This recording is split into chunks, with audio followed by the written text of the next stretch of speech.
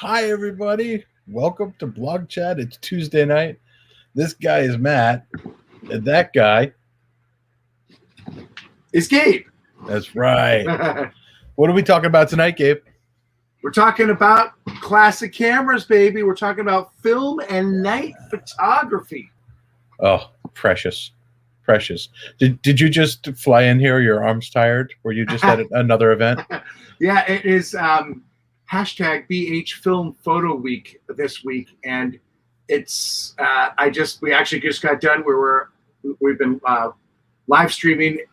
We did yesterday at 1 o'clock, but then the rest of the week until Thursday we're doing 8 p.m. session. So we appreciate you guys adjusting your schedule tonight and joining us 9:30. And it literally just adjusted. I just had time to, adjust my hat a little bit and bring in a couple cameras over here on the side that we could talk about, because who doesn't like props, But yeah, it's been an exciting week, and it's been fun to get back into film again. Yes. So, yeah. we have one hello. Hello, Peoria. It looks a little bit later, so we have not a lot of people right now, but it's great. We have Jay. Hello, Jay. Welcome. All the way from the Bahamas. Thank you, Jay. Always great to hear from you. Love the gator. So, wow, I prepped some props for tonight too, Gabe. Yeah, I did. Well, Matt, I think today. I think Jerry's a little forward tonight. We know what you mean. We know exactly. I mean, I know I've been working out, but Thanks, Gary. Matt, you posted this beautiful. I know on our Instagram we've been posting. We're dedicating this week to posting film shots, from the past, and you posted this great shot and just reminded us that we met over film. We met. And then we said, we got to go shoot. And we both came in. We came in rolling digital and film, but we were kind of definitely synced up, and we both had the same film camera. We do. We both have a love for there's never been another camera like it, right? For the Mamiya 7. Oh my gosh. I'm going to zoomify that. This is what you're talking about? That's what I'm talking about. And it was just a great, I loved your post. You're right up on that. It's a beautiful image, a wonderful memory of this time, and we spent a ton of time there. Really unique spot, the 69th Street transfer bridge. Back, and this is when was this shot? This was shot in what, 2000 and. Do we have to really measure how long? No.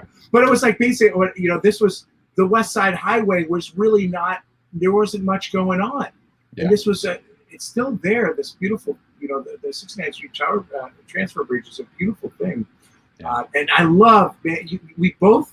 What was so fun and it was eye opening, and it's something that we've talked about. It's been a through line for us since then.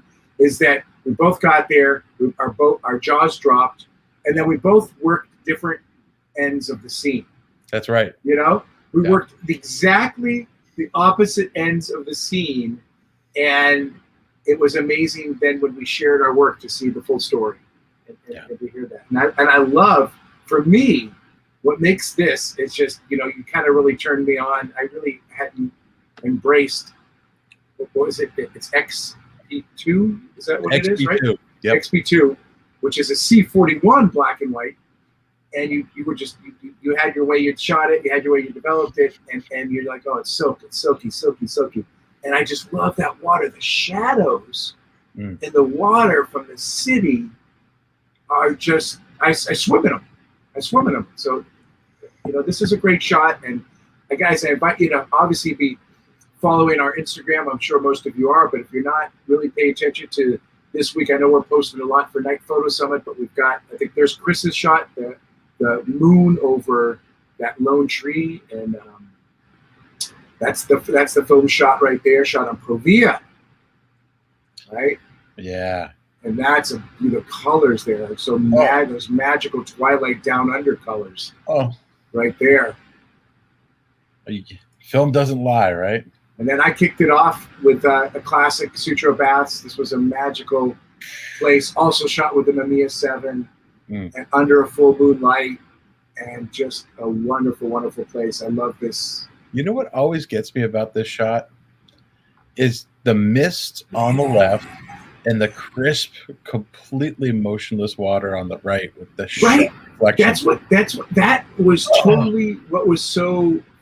I love the modern ruins of Sutro and our San Francisco workshop. We spent an awesome night down here. It's one of my favorite places in the United States, well, almost in the world. You know, it's a modern day ruin, and you have total access to it. And the surreality of the still water versus the crashing Pacific, and just the epic end of the world landscape that you can find here in Sutro is just worth photographing and worth spending time there. There's a hike you do, like where you see up that little hill there. Yeah. If you walk down that way, it's called the End of the World hike. So it's great. Through the tunnel there? Yeah. No, that really is the end of the world. Yeah. But the path is above, and it actually wraps you around. It takes you to the Golden Gate Bridge. Oh, nice. Which is really the beginning of the world. So maybe Sutro's the end. Or under that tunnel. We definitely had some students playing in that tunnel and everything else too, as well. Yeah. So. Wow. But we're talking about a blog. We are talking about a blog. But, you know, like the blog is just a framework for a conversation. It's the way that you wrote about the topic. And BLOGCHAT is not necessarily for us to repeat what we wrote. It's to take the topic and expand it and have a dialogue about it. So why don't you just kick it off by telling me, like, why do you keep coming back to film? You know, I love the process. You know, I love that film. I mean, night photography slows you down, right? We know that.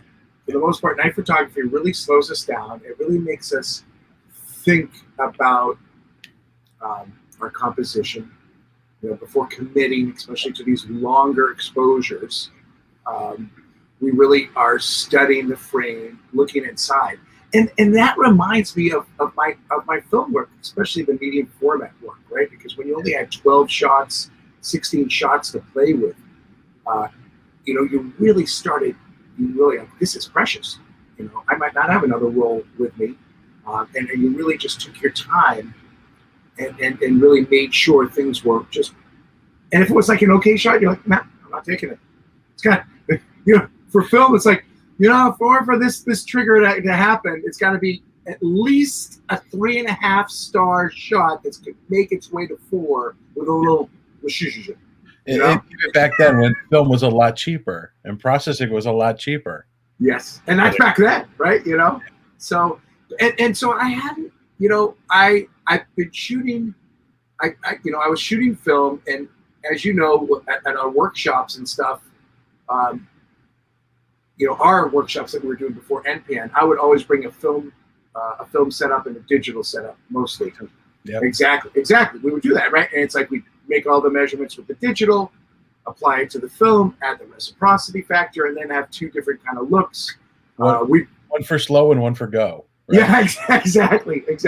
And I loved also, you know, I think with digital, I grew up as a black and white photographer, and I kind of miss that. And I feel, I don't know if it's just digital. I just see it. It's so colorful, you know, and I see it more in color. I mean, yes, there are certain compositions and certain themes and ideas that go and gravitate to black and white, but I love that film, and I pretty much shot almost all film, especially at night. I pretty much shoot all film, and I just love that it just pushes you to see in a different way, often via the camera, but also with the film, that you're now, okay, now I'm composing for black and white. What makes sense? Where are the lines? Where's the compositions? Where's the contrast?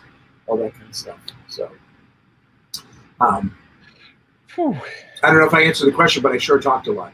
Yeah, I was mesmerized by the words. Let's check it. You know, so I'll say is shooting a lot of film, right? And then up until like with NPAN, I think we really need digital. Obviously, if we're teaching, educating, you know, supply, you know, we need that digital sort of workflow for a lot of our work. feedback loop. Yeah. Right. Exactly. Exactly. So I kind of stopped shooting film at night a little bit around probably 2015. I just shot it a little bit less and less. But then 2 years ago, I bought an X-Pan panoramic camera, and I've been loving traveling with that. You might have seen me with that and workshops and stuff like that. But I loved it after that, but I never had the opportunity of buying one. I gotta on the next workshop. I'll let you live with it for a few weeks. But it doesn't. The maximum exposure that does at night is 3 minutes, which is the one bummer about that camera. It's like I don't know why they did that, but they've done it, and I can't actually. Probably why I stuck with this. Exactly. And this. You turned me on to that. Exactly. So which I have to explain now. I'm sorry. Yes, exactly. You showed the gun in the first scene. I know. Well, I mean, it's just the first of many props that we can go through. Yep. But this is the 35mm adapter. The Mamiya 7 is a medium format camera, but you can put 35mm film in this with the adapter, and you can choose to use it with this format mask. Don't or do it. Not. Don't do it. I don't use the format mask. I put the image across the sprockets, and I can find some images to pull up for that. But I love seeing the image on the sprockets with the writing and everything. Yeah. I love that look so much. You blew my mind. You turned me on to that, and I bought one. And I don't have unfortunately I don't have a lot of night work with it, or it seems to me I don't have a lot of proud work of it. I know I do have a few images that I always dream about, but I'm definitely gonna use that again because I loved how the image bleeded into the sprockets, and then then the issue is then you gotta remember in the darkroom when you used to file your negative folders so they would show the sprockets, and now we got to do that with our scanner or just tape it down so you can see the full. I think I ended up using a glass plate sandwich. Yeah. Instead, I mean, I was never, honestly, Gabe, I was never brave enough to file down one of those, and I don't know why. We used to do that in the darkroom. The enlarger easels, you get one for $50, or the enlarger holders. That's probably why. You get one for $50, and then and it took a while to file down. A while. It was like, but then you had that Beastie Boys, check your head look and all that other stuff in the 90s and stuff that was really classic. Whew. I got to find one of those images, but we should show some something from the blog. We got the Sutro baths, and then we have you had a zone plate image here. That was this was a really cool moment. I was taking a pinhole workshop from Eric Renner, who is probably he's now written the pinhole resource. I think it's the pinhole resource it's the pinhole book, and it's now its 4th or 5th edition. He was teaching these workshops down in San Miguel de Allende in Mexico, and this was the first real workshop I've ever went on. As an attendee, I had taken like classes in dark rooms and stuff like that, but this was like the first workshop that I invested on. It was travel, it was great, and we went to San Miguel, which was a super cool place, and we stayed at this hotel that we converted one of the rooms into a dark room, and we're out shooting. I brought with a 4x5 pinhole and a 6x either 9 or 12, probably 6x9 pinhole camera. It's zero image, made in Hong Kong. Beautiful camera. And it has, the 4x5 has a turret system that depending upon how you stack the camera and millimeter, you could choose between the right pinhole and the right zone plate. Now the difference between a pinhole, obviously a pinhole is a pinhole and usually equivalent to f150 to 250, right, of an aperture. Yeah. A zone plate is like a bullseye target, black and white bullseye target. The target is taken on clear film, okay? And so the light comes through the white concentric circles of that. And if you zoom in closely, you can actually see the direct, you can see the lights, the light source being reflecting back of the image of the zone plate being reflected back. There it is, right in there, of the direct light sources. We went out, pinhole photography. If you're talking aperture f50 to 250, you don't use that at night. It's not realistic, especially you're shooting film. But I was like, you know what? F45. I've got this zone plate f45. It's somewhat realistic, and I just brought out some Polaroid film. I think this is type 59, which there's no reciprocity data on this film. And I brought it out. I'm like, it was the Day of the Dead. We're going to this. This is the main church in the square. And I'm like, and everyone was like, Eric and Nancy, the teachers were like, whoa, you're gonna, all right, okay, we look forward to seeing it. And I pretty much, I think I got the exposure. I kind of just guessed, and I believe it was like 2 to 4 minutes on it.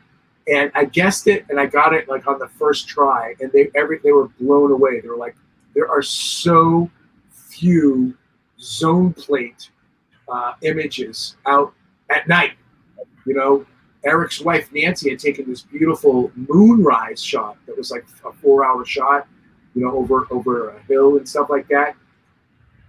Besides, there are so few, and they were like, and they asked me for that image immediately to be published in their next edition, and it's made each subsequent edition of their pinhole book, and it's an image I forgot about, and I had to like find it, and it was so funny. It was in like a little like box I've got back there of like 4x5 Polaroids, that I've kept.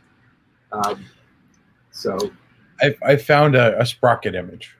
All right, it's not at night, but this is what I could find on short notice. So cool. Isn't that so cool? XB2 Super. Yeah. I shot it in 35 and 120. Yeah. I think we have an image of one of your sprocket images on the New York. I would hope that it's on our New York City workshop because of that Bannerman. But I love that. I love that you see this is the only camera that I know of that lets you take your image in the whole sprocket. Yeah. Right? I don't know any other film camera. So that's such a unique look. And now that we're in this renaissance of film, nothing puts that stamp on it more than this. I know people can get those overlays. This is why I always loved it, because the image and the medium were indelibly married together. That was why I really loved shooting it this way. Yes. Yeah. Okay, Matt, we've got to make some night images with the sprocket. Oh, we're going to. You've lit a fire in my heart, Gabe. Yeah. All right, excellent, love it. You've lit a fire in my heart. I've still got. I just cleaned out my film drawer and I found my 35 adapter. So I'm kind of. If you follow my personal Instagram, The Ruinism, I've been kind of dusting off all my old cameras and been taking them out for a ride. The Mamiya 7, I haven't got to it yet, but that's the one that I've been shooting with most of the time. So I kind of kept it for later as I'm going through all these older cameras right now. I'm willing to loan you one of these if you want. I have 2 of them. I have the polarizer. Very rare. Oh, yeah. Flip up polarizer. Yeah. You've got 2 of those? I do. All right. I'm currently looking for anybody who sees this. I'm looking for one of the external batteries for the Mamiya 7, the external battery holder, because we shoot the cold. I have that. Okay, want to swap? Well, we'll swap. Oh, nice. Listen, you know me and batteries. I always help you out, Bo. Yes, and my batteries will last longer if I have that thing. So anyway, there's people here. We should talk to them. Well, what's that? Let's ask them. Who's shooting film? Is anyone shooting film? Yeah, tell us in the chat. Who's shooting film? Let us know. Let's see what we got here. So we have first underwater camera he borrowed was a Rolly and a Rolly housing with flash bulbs. What? Hold on. I got a Rolleiflex right here. How do you make an underwater housing for this? That is amazing. What? Yeah. Wow. Gabe, you have a rollie on your shirt. That's good. Exactly. Yeah. Wow. So I'm double rolling up. Yeah. The Pentax 6.7 was a beast. Yes. Yeah. Jay, so that's a good question, Jay. And I recommend two things. Tomorrow at 8 p.m., if you go to the B&H's Facebook page, or I believe there's a link. Matt, how do I give you? I think there's a link at the end of the blog, but Matt, can I give you these are the list of the events that B&H is doing? Yeah, I will post anything you want in the chat. Okay. I had no idea that you could.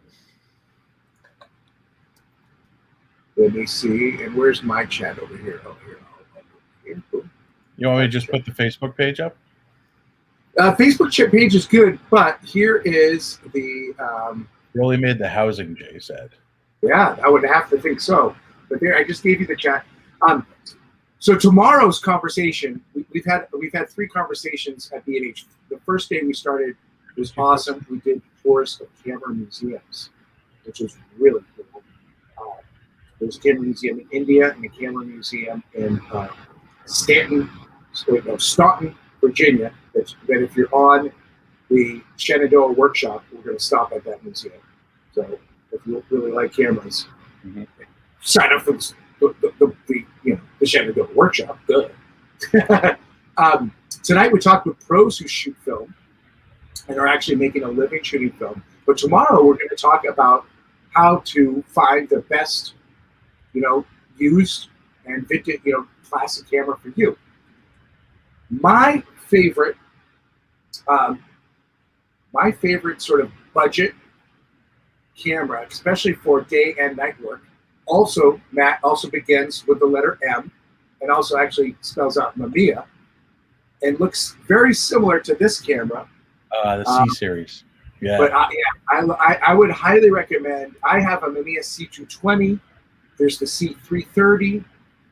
Get the 3-digit Mamiyas, not the C22 or the C33. Those are a little too old.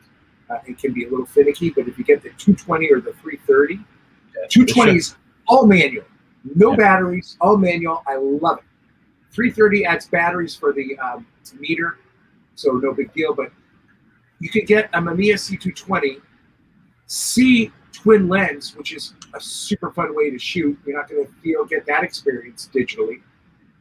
And you get it for $300-400. In fact, I know we have an alumni who's trying to unload. I think she has a Mamiya C220 or C330. So if you're interested, really, let me know, and maybe I can. She showed me that she's got her Barbara Engel.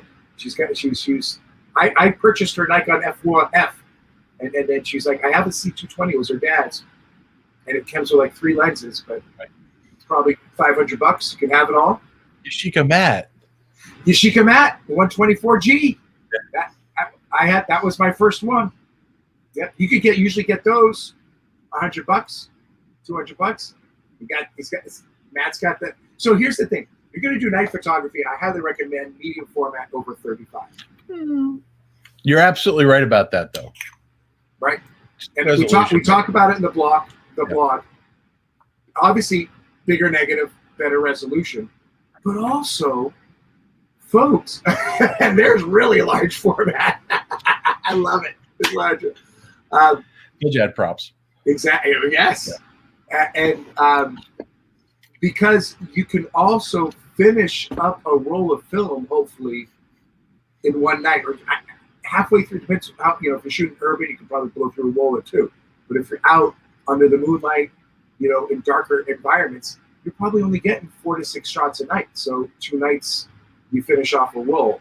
If you have a 36 roll exposure, that would sometimes take me 3 months, because you also want to dedicate your roll of film to either day or night work, because technically at night you're overexposing, but it's very dim, so you have to there's certain processing that you need to kind of adjust to it. That it would be hard to match the brightly exposed daytime work with the dimly exposed nighttime work on one roll. It's kind of hard to balance. You have to say, how am I developing this roll of film? Is it for the night or for the day? So medium format makes it kind of easy now. So Jay, we'll have to find a way for you to talk with Gabe so that he can connect you. Yep. Yeah, hit me up, Gabe at National Parks at Night. I'll put you in touch with Barbara. I will post that in the chat. Yeah. So we bounced around a little bit there. There's I mean, it's a topic, right? But there's in the blog post, there's great information about exposure. There's great information about processing, and that's a hole that we could go into for a long time. Yes. But I think we should sort of stay on the gear right now because we're in a really good thread here. Like recommended starting gear. I would recommend if you don't mind carrying stuff around. I already saw it mentioned in the chat, the RB67. Oh man, that's a classic there too. Because I mean, I love the RZ67 a lot, but that electronic shutter eats batteries, like the Mamiya 7, right?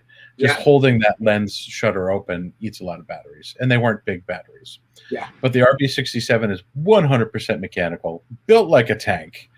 And if you exercise the shutter once a month, it's just going to run forever. Yeah. Yeah. And you can load up as many backs as you want. And you can, if you're shooting 6x7, you can rotate it and all that good stuff. So it's got a lot of good stuff going for it. You can get a 6x6 or a 645 back. So, yeah, the RBs are fantastic for that. But like I said, they're built like a tank. They are seriously heavy and boxy. Yeah. Yeah, that is the TLRs are also. But yeah, you know, and right, I mean, I think we've got some people coming in that, you know, the rollies are good. You know, the rollies are definitely a lighter weight Mamiya. You know, the cool thing about the Mamiya is the interchangeable lenses too. It's got bellows. Really super fun camera. You know, I have a modern suggestion. Yes. If you want to shoot medium format, the Bel Air X612. Yes, yep. This is a plastic camera made by Lomography that has interchangeable lenses, and it's 6x12. So you can shoot that nice sort of HD wide format. Super fun.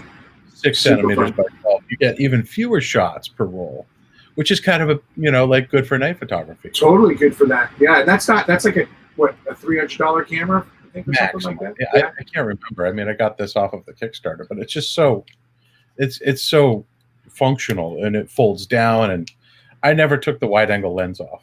You know, like it's just totally. Set it up, you range focus it, and you're done. So, and then if you really just want to dip your toe in it, you can also get a Holga, right? Speaking of Lomography, you know me. Remember that night we did that hike? You had all the gear up, and I had that was one of my favorite nights of shooting Holga. Most Holgas, you just get 1 or 2 shutters. It's either like 1/25th, 60th, and then bulb, right? So you got to make sure you get the Holga. It's got the bulb, and it's a plastic camera. It's a camera that's like $50, but you can shoot square, you know, or 645, 12 or 16 shots. You got to get the little shutter thing for it. The image quality is going to be soft and dreamy, but it's a cool look for night. I really enjoyed using that camera, and that's a $50 investment. You know, I think someone said they had an F3 here as well, and that's all those old. You know, again, if we're going to go, there's plenty of 35mm options, right? Go with any of those. The Canon AE1, the Nikon F1, 2, 3. You know, but just be aware of this. Any camera you choose, just be aware of the batteries. You know, because the batteries drain quick. So I always would go out with a fresh pair of batteries. You know, if I was going to be shooting for like 3 to 5 days straight, I would bring 2 to 3 extras, because if that battery is controlling the shutter, it just drains quick. And Matt, you and I know that Mamiya 7, 1 or 2 nights, and right? That's it. He's always bailed me out. How many times have I bailed you out? I'm like, damn it, my shutter. My battery ran out. Do you have a spare? And he's like, yeah, here you go. Yeah. So those are great options. but the less, I always just like the less batteries, the better. That's less for me to think about. Yeah. I think the F3, I'm trying to think, I have an F3. I think it only runs the meter. It only runs the meter, yeah, so you might be good with that one. Yeah. Like my Yashica FX 3000, yeah, which was my first camera, which I still have. Well, I should dig that out. Yeah, yeah, it's just the meter. Everything else totally mechanical. Yeah. Hey, now listen, Jace looking as a good idea there. They make a HoloLens for the Z7, also less than $50, and that now you got the best of both worlds. You're getting that dreamy look, and not having to worry about developing film and stuff like that. I you know what? I have one of an F mount. I should dig it out again. I remember it not being as dreamy, as much like, you know, in those lenses, you wanted them to be kind of, you know, more crappy. Right? It's like, that's what Vaseline is for. That's what Vaseline is for. UV filter and Vaseline, you're done. Yeah, yeah. And yeah, the Coney Brownie, would be a perfect solution. You know, the only thing I think with the brownies, oh yeah, you do. You pull it out and then it holds it, and then you push it back in for the bulb. So I was gonna say, sometimes it says. A funny story about a brownie. I was doing this thing where it's about 8 years ago. I took, in order of how old the cameras were, I basically every 2 weeks I'd shoot with a new camera. And so I started with my brownies, which are from, you know, the 20s and 30s. And JC and I went on a trip to Italy. And so there I was in the Colosseum with 2 brownies and shooting the Colosseum with 2 brownies. And that probably hadn't been done in like 60 years, 80 years. And it was so cool. The images were okay. You know, I wish they were a little bit better. I mean, you're looking through this box, you know, so it's not the best sort of composition, but it was just such a fun experience to shoot with the brownies and do it. And you know, I haven't shown it. Right? That's a good idea. I like this for videos. And Susan's here. What's up, Susan? Susan, you got a film camera? We're talking film. So this is the camera I'm shooting with right now, and this has been so fun. I forgot how fun this camera was. This is a baby Graflex, so similar to the 4x5 old press cameras, speed graphic cameras. This is a smaller version of it. You can see, boom, there it is. I've got the viewfinder in the back, so if I wanted to, I could put the hood over it, look through and focus that way. But it can also use, there's a rangefinder right here, and then I just focus. There we go. Now I'll then focus, and then boom, click right there. You could put medium format backs on this, either 6x7 or 6x9. But the cool thing about this, if you guys have seen any of my recent work at Ruinism, is that you can then, this operates like what you're showing us, a Toya or a Cinar there before, Matt? That is a Toyo. Yes. Kind of a rare one too. Yeah. Nice. So what's cool about those is that you can shift the lens up and down to create that band, that slice of focus. You know, they were designed to sort of eliminate that, but then somebody started doing it, and it's totally caught on. And I love, you know, again, getting back to film cameras, why I love film cameras so much and why I've gone back to them is because so many of them inspire and force you to see differently. Yes, with digital, we could do anything with digital. Yeah, I could put that band of focus, you do all that stuff, mainly post, but I love just being in the moment, and I love having this experience, you know, and now I'm really kind of one with my camera and really part of the scene and just really interacting with it. It was so funny. I was shooting at the new Monaheim, I'm slaughtering the name of a new train station, the new Penn Station, basically, in New York.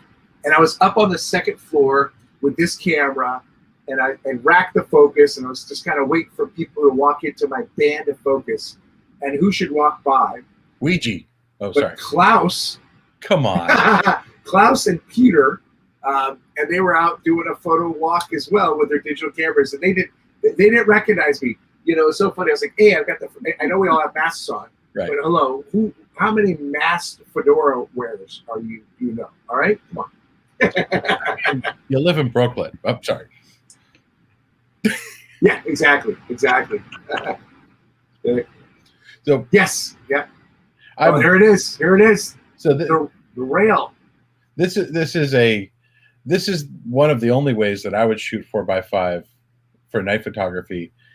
This is a monorail, and it has a unique feature on this is it has an expanding base rail. That is so cool.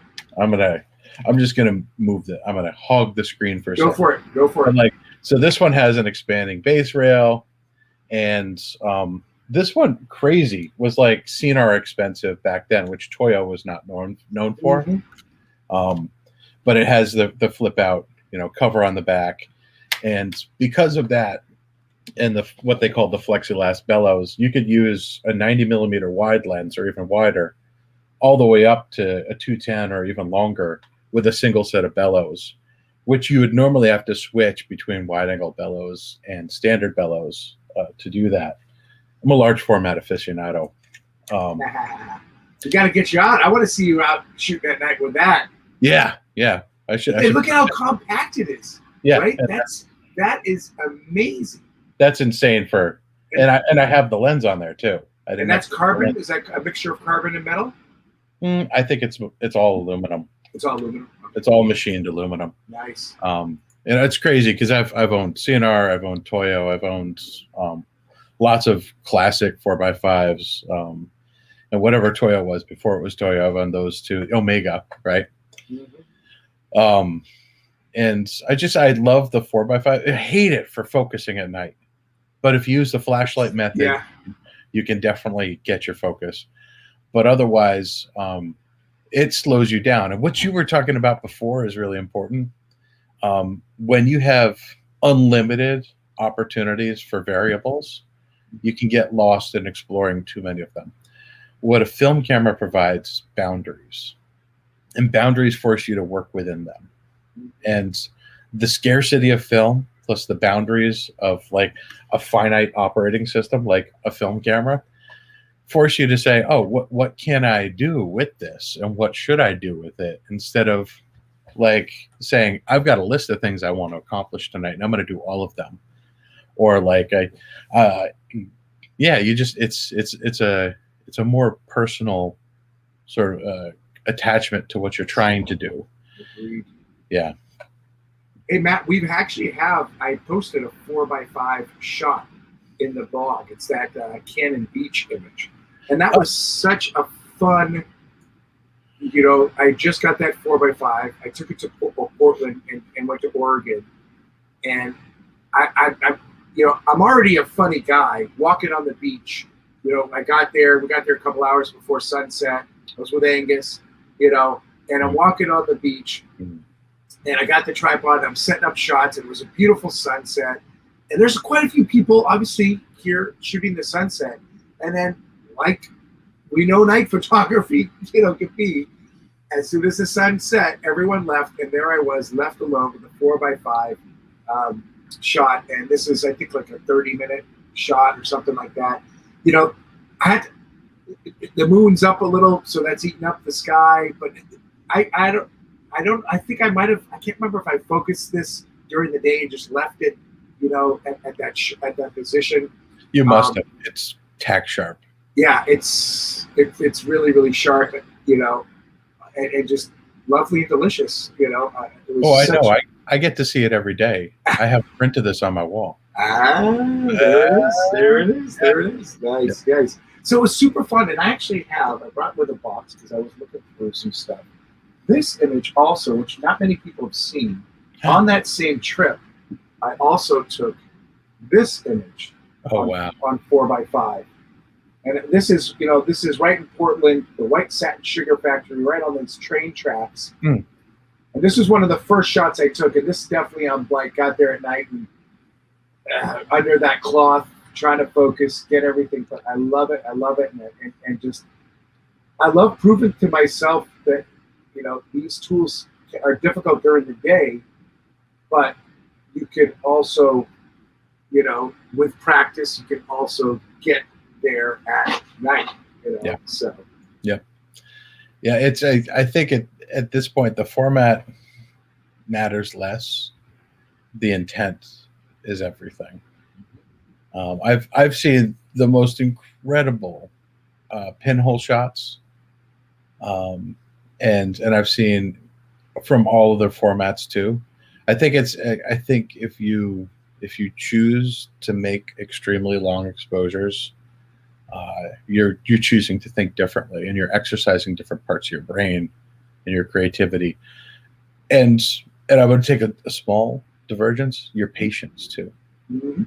Right? And like I'm not proselytizing here, but like me being a meditator, like that's something that I've noticed is that my patience expanded greatly once I started meditating. And I think that those two things, like night photography and that, sort of are copacetic, right? Yeah. But I think film is more like meditating than digital night photography, because you're really saying, I'm going to do one thing at a time, which in this day and age is very rare. Indeed. Yeah. Indeed. But if you bring a second camera, you can take as many pictures as you want with a digital camera. You can be this fast if you want. Exactly. Yeah, right. So you can fulfill both needs. Yeah. The other camera is working and thinking like this.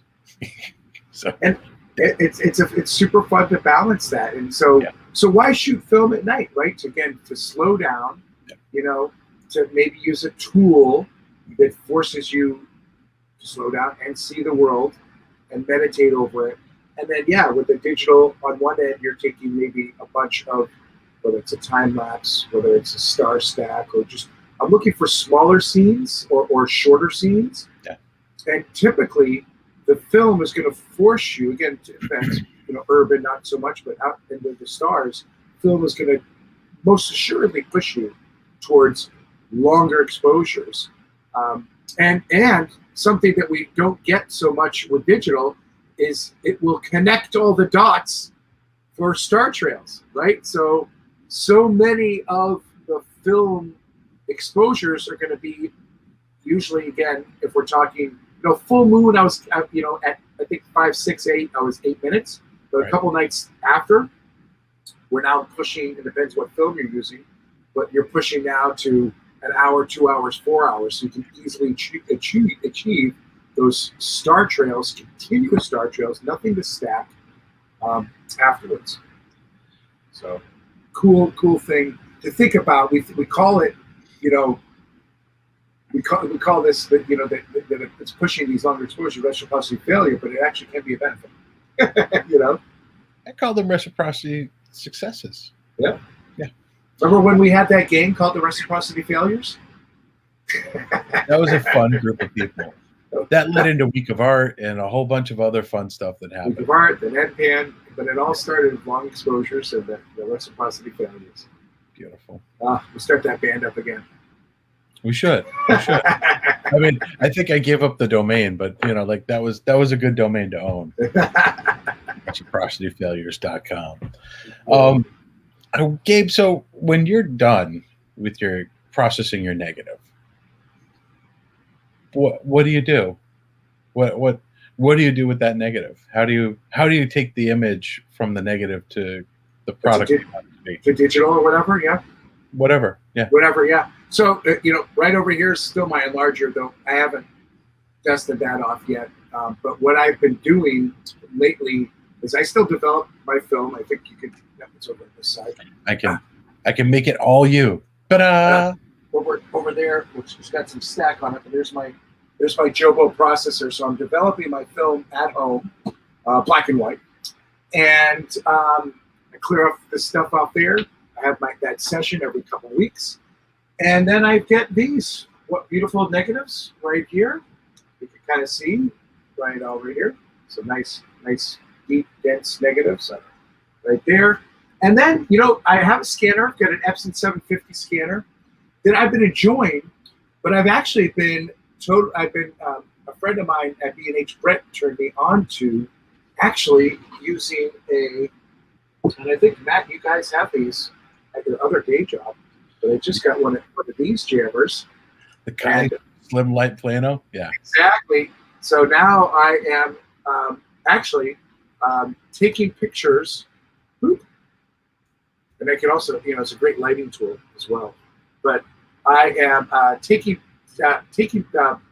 setting up my tripod and putting a macro lens on my digital camera.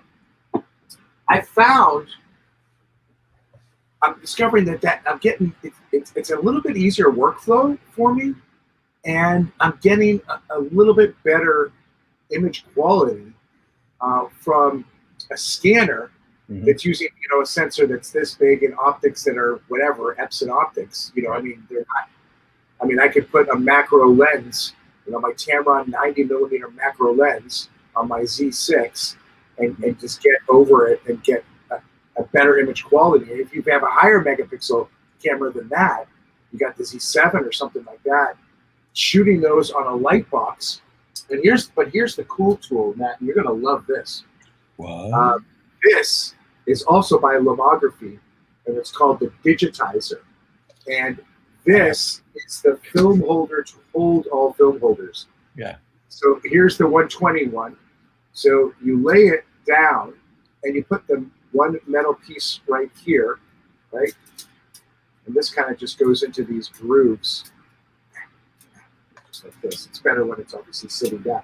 Then you lay your negative over this, and then when you lay your negative over this, you put this over, which then kind of magnetizes. It kind of flattens it out, holds it in its place.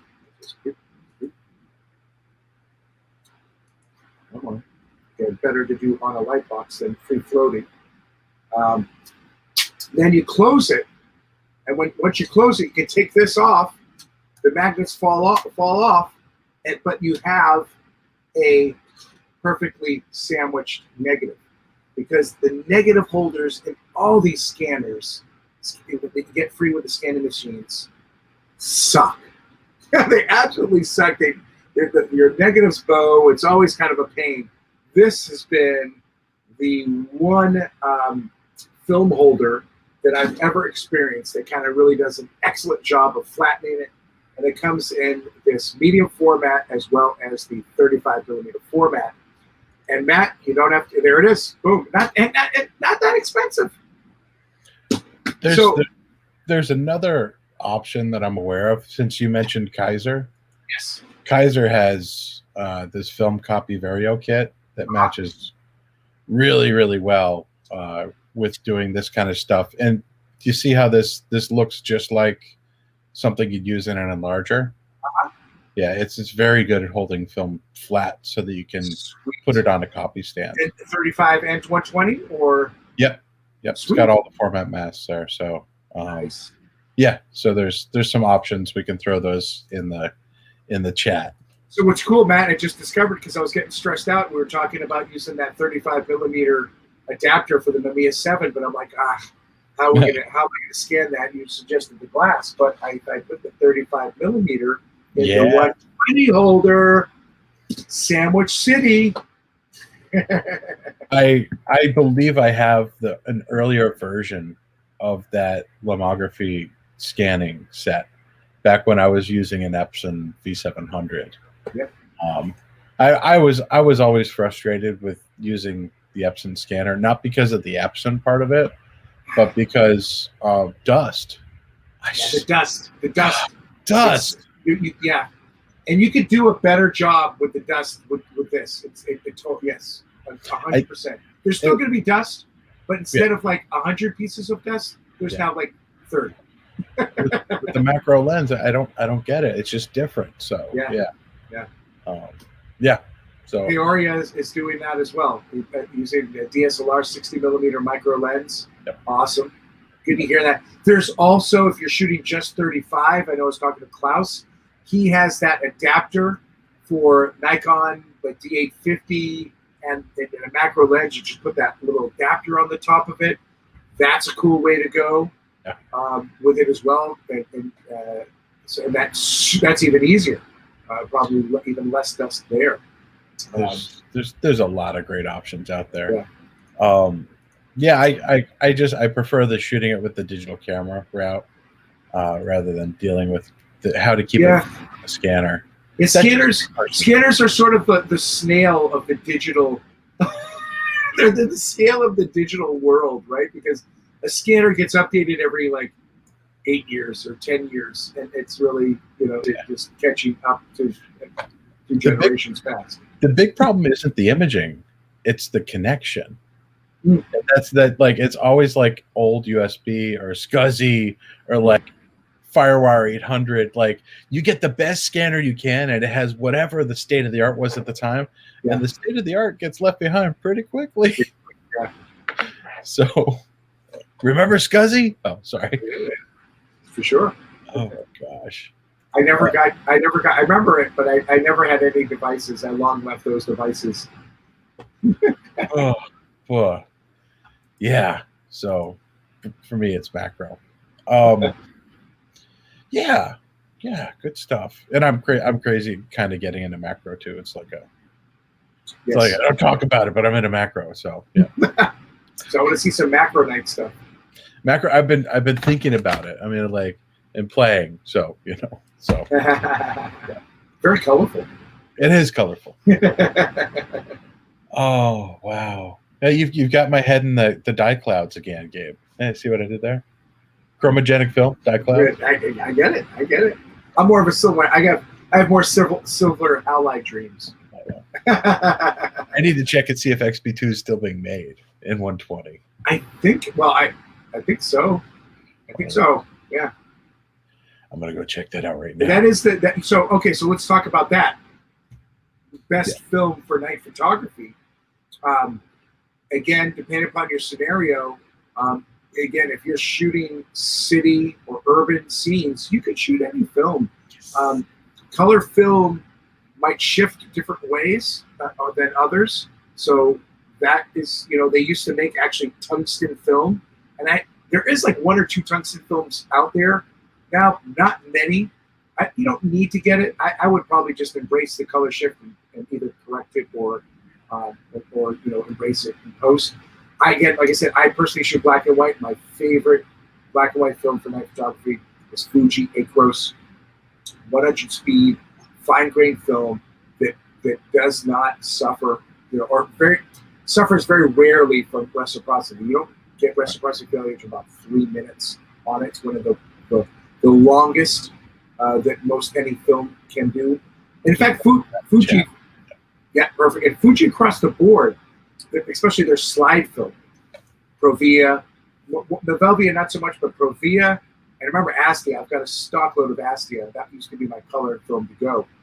But Provia and Astia also, they don't have it for 2 minutes. So that's a good color slide film. Right. And then you like the XP2. How was that reciprocity failure on that? Is it?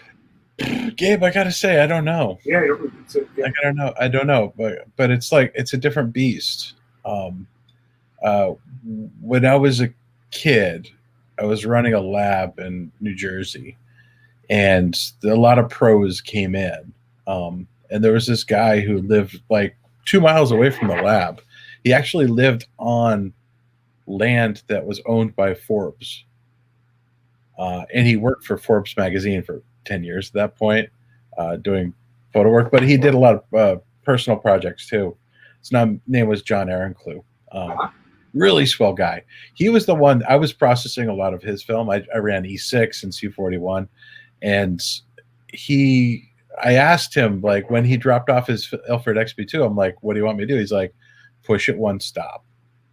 I'm like, what do you rate it at? He's like, I shoot it at 200. I'm like, why? He just processed the film. You'll see.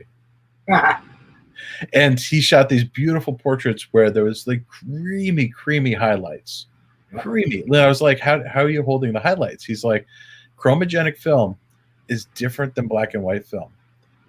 When you build up the exposure and the highlights, instead of the silver halides clumping up, the dye clouds just get thicker, and it can handle without clumping up, without creating these terrible blocking areas that silver halides have.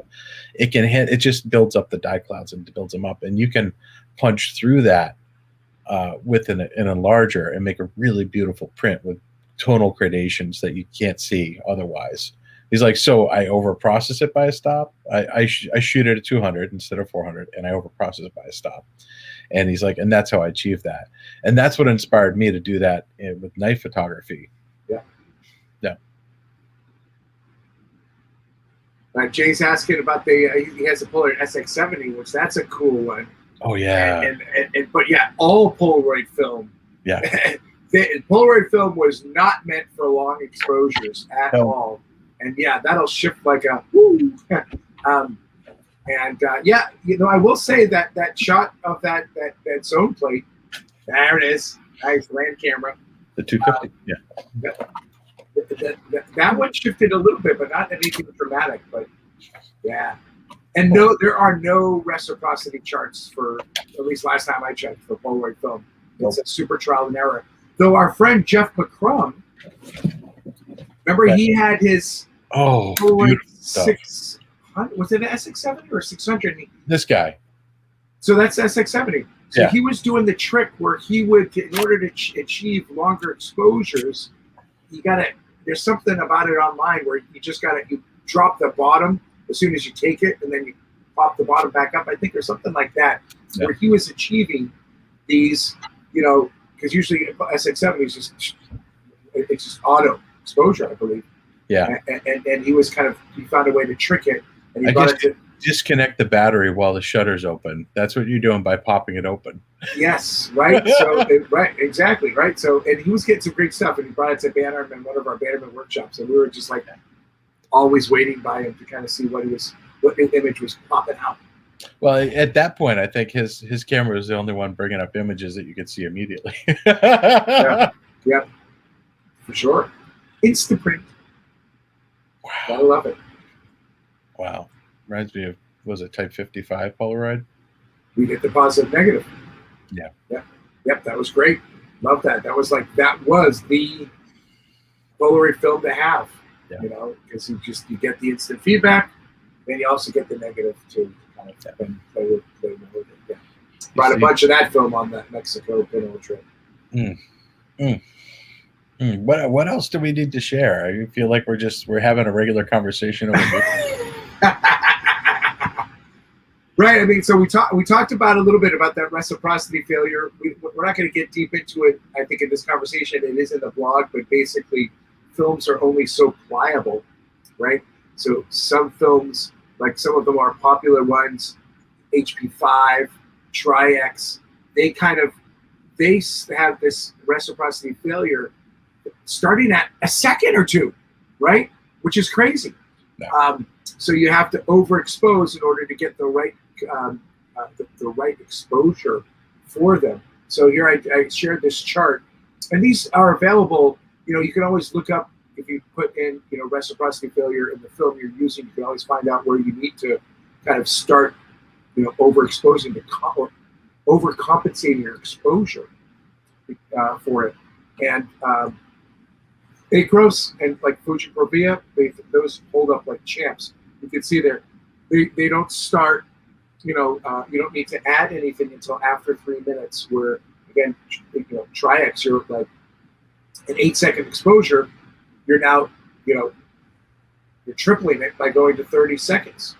You know, and you can't even, if it's a 30-minute exposure, you know, 15 minutes, it's 3.5 hours, right? So sounds like a good exposure to me. Right. So again, it's sort of generally thought of as a failure, but you could use it to your advantage. But just be aware of that. And I use, I think both Matt and I, we use, our digital cameras are amazing meters. They're meters. You punch it up to 6400, you do your measurements or whatever you need to do, and then you can apply that measurements, then now set it to the film setting, of course. you can apply it to that and then add any reciprocity failure that's in there. So it can be an easy and seamless workflow with the digital camera sort of as that backup. And as that, it's always good to have a backup anyways. Now you got your digital files, your digital interpretations, but then you're also getting that film shot as well. Yeah, you gotta do your testing. Yeah. That's really what it comes down to. Yeah, these are all guidelines and stuff for it.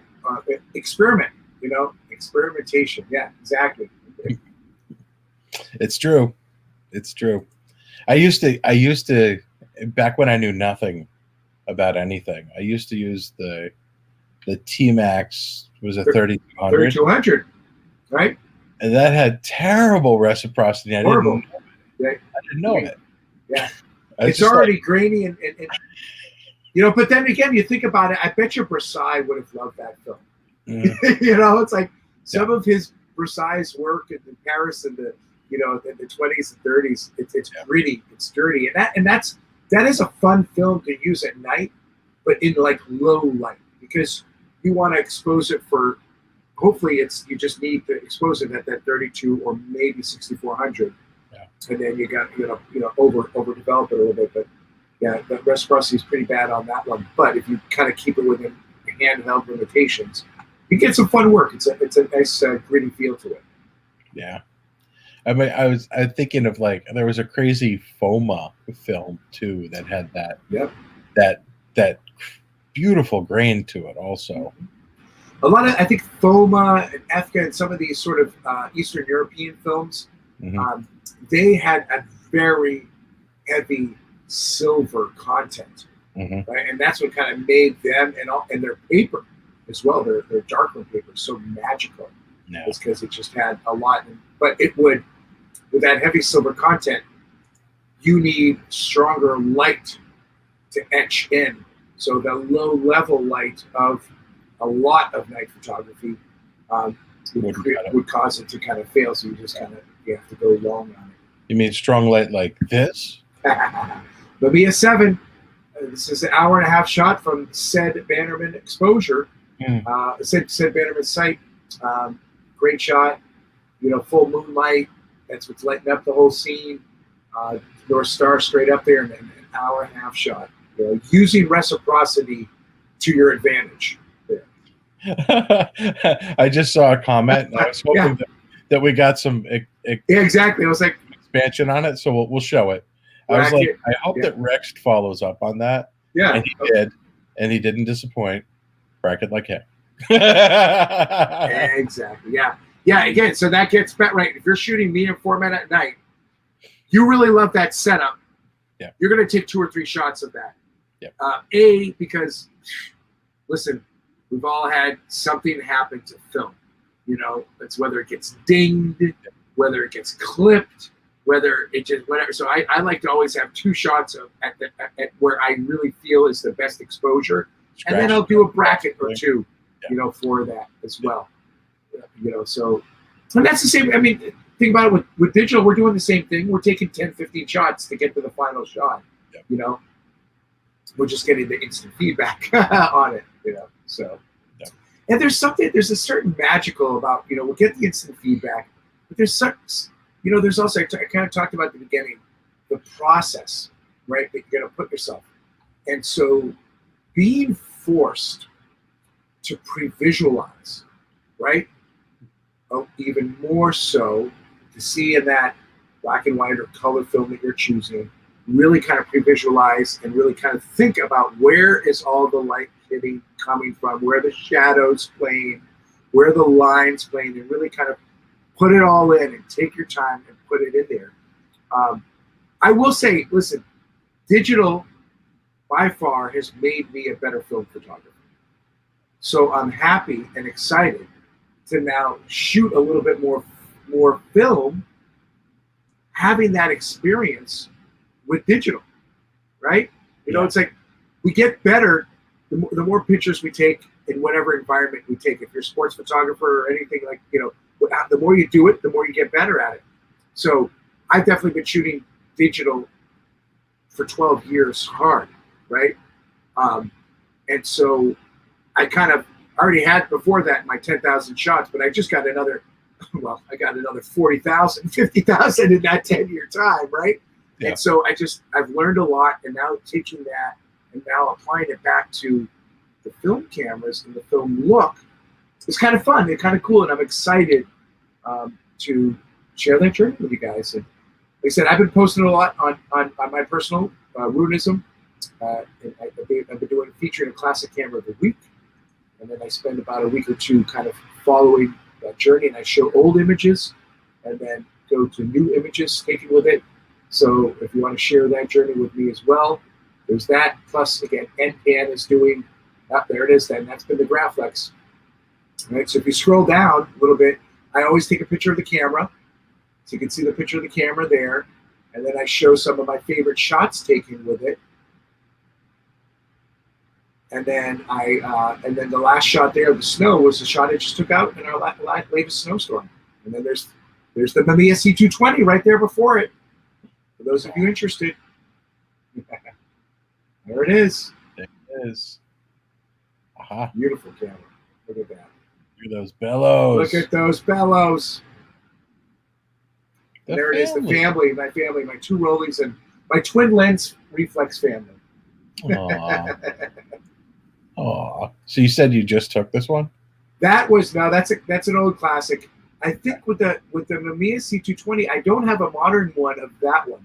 Like after I took this, I'm like, you know what? Wait a minute. I'm showing a lot of old stuff, but I got to take it out. So I got to revisit back that new one. That probably my latest one would be that night one. Yeah, that's with the C220. But that one I just took last week with that baby Graflex camera where you can shift it, right? So the front, you know, that band of focus going right through that middle there.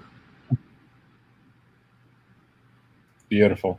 Yeah, beautiful. So everybody, I will post this link. If you're not following Gabe on Instagram, hop on over to Instagram and give him a follow. Oh, Matt, check out. There's that little store right there's me showing my scanning. Hey, look at that. Yeah, there it is. Nice. Oh, there's a video in there. Beautiful. It's a video showing me my setup. That's awesome. Yeah. Nice work. Yeah.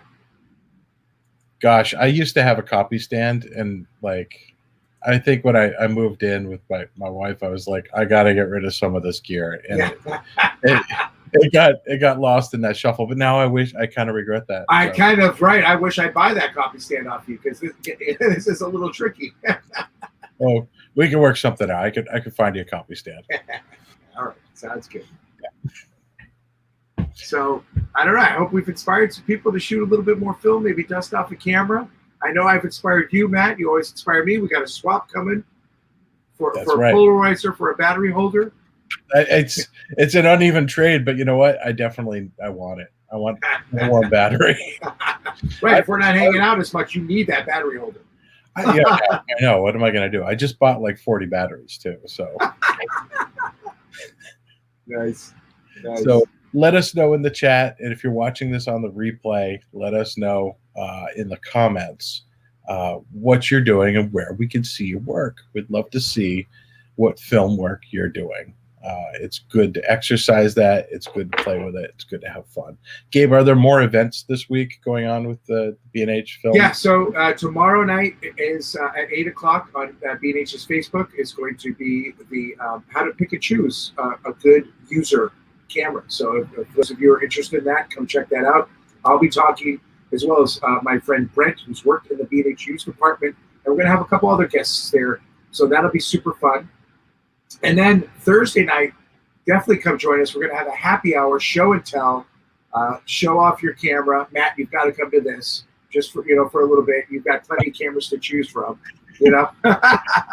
But it'll be a show and tell happy hour that we'll do round robin style for that too. Both at 8 p.m. Wednesday and Thursday night. And then Friday night, what do we got going on Friday? Oh, I think I'm just going to be like kicking back with a beer. Oh, no, I'm not. We're going to be hosting the Night Photo Summit. Yes, we got to plug this, folks. I hope you're all signed up. If not, I hope you have FOMA. My gosh. This is going to be super fun. 19 minutes, 58 seconds until the first ever virtual night photo summit on Earth. Yes. Okay. Am I excited? Yes. I made a video too. Have fun. Yeah, this is, I'm sure that many of you have seen this. If you haven't, and your regular followers are, shame on us. We've been talking about it for the last 30 days. But yeah, there's like 35 speakers. This says 28. There's a lot of people talking. We've gained speakers. We've gained hours of classes. Yeah. You get a free T-shirt if you order it before we start. And there's $5,000. Well, there's over $5,000 worth of prizes, giveaways. Oh my gosh. Yeah. Acrotech head, Adobe, B&H, prints from B&H, a monitor, apps from Chimani, flashlights in this case from Portland. They give you coupons. An Irix lens. Yep. Luxley is giving away their new fiddle. Oh my gosh, 2 of them. Move Shoot Move just added this last week, right? Yep. A Star Tracker. Nisi. These awesome. I can't wait. I'm going to test this out. I'm going to stack it up against the other ones that I've tried. Tether tools with their Air Direct wireless tethering system, which is, I hear, very nice. I haven't tried it yet.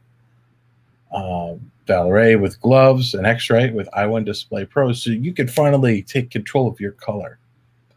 And that's not to mention all these generous giveaways from the speakers. That stuff, you've got a lot of education, folks. It really comes down to if you love night photography, I don't think there's a better value around where you're going to get this much education in 3 days. And you don't have to consume it in 3 days because you couldn't possibly watch everything at the same time. Sometimes there's 2 or 3 presentations going on at the same time. We're recording everything. You'll get access to the replays. Yep. Let us know in the chat. If you've signed up, we want to hear about it. If you haven't signed up, let us know what you're thinking. You know, we'd love to talk to you about it. But yeah, Friday, Saturday, Sunday, we're going to do all of this. We're going to be working probably 14 hours a day. This is a labor of love. But the end of each day has either a film screening or a party, so we can all hang out. We will have a capability to hang out, which I've been adamant about, and I'm super excited to share with you guys. So. And Gabe's definitely been leading the charge about that. I miss you all, and this is good, but I want to see you. And we have some fun ways to share and see and hang out. So we're thrilled. We're super excited for that. So we hope to see you there. Yes. Thanks for tuning in tonight, folks. We really appreciate you. Again, we're from National Parks at Night, nationalparksatnight.com.